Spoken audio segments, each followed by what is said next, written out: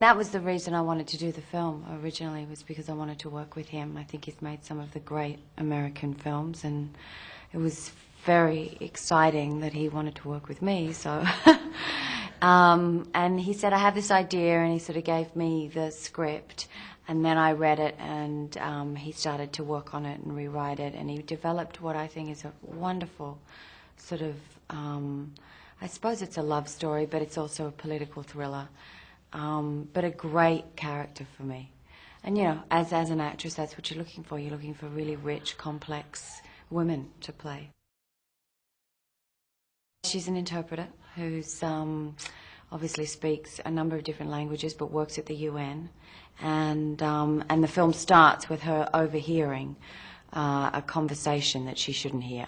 And that's how the film starts. And then, you know, it's sort of, it's a roller coaster from that point on. I love the idea of playing a smart woman who speaks a lot of languages, who's very, very proactive, who's not a victim, and I suppose just the combination of working with Sean on something like this, that's a genre picture. A big genre American picture. I wanted to do something like that. I hadn't, and that's what Sydney is so good at. It's creating these really complex, kind of smart stories, but in the framework of a particular genre, and in this case it's a thriller. I think it was very much a triangle, you know, which is what I've had before on other films, but this one was such I think it was a good mix of people, you know. I would love to work with both of them again, and I felt so protected by Sean and stimulated by him.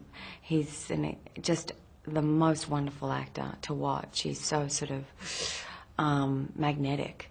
And then to be in the hands of someone like Pollock, who's, you know, has directed Redford and Fonda, and I mean, you look at the films he's made, and I still look at Out of Africa and I melt. You know, the way we were, Barbra Streisand. I mean, this man has made given us such great stories. So, it was lovely. Sean and I would stand there in the General Assembly and say, you can't actually believe I suppose the weight of the room, the magnitude of it. And when I was doing my research, I went and spent time in the little boxes, in the interpreting boxes, and saw the General Assembly in action. And then when you stand there and it's deserted and it's nighttime, I mean, it really is unusual. And that's the great thing about being an actor, is that you get to do things that usually you'd never get to do. But I think for the authenticity of the film, it was great that they let us shoot there. There's a man and a woman who, through their particular losses and the things they've gone through, meet at a time in their life when they're both quite damaged and both in need, deep need of solace, and they find it through each other. And I think that set against the backdrop of the thriller is what makes it unusual.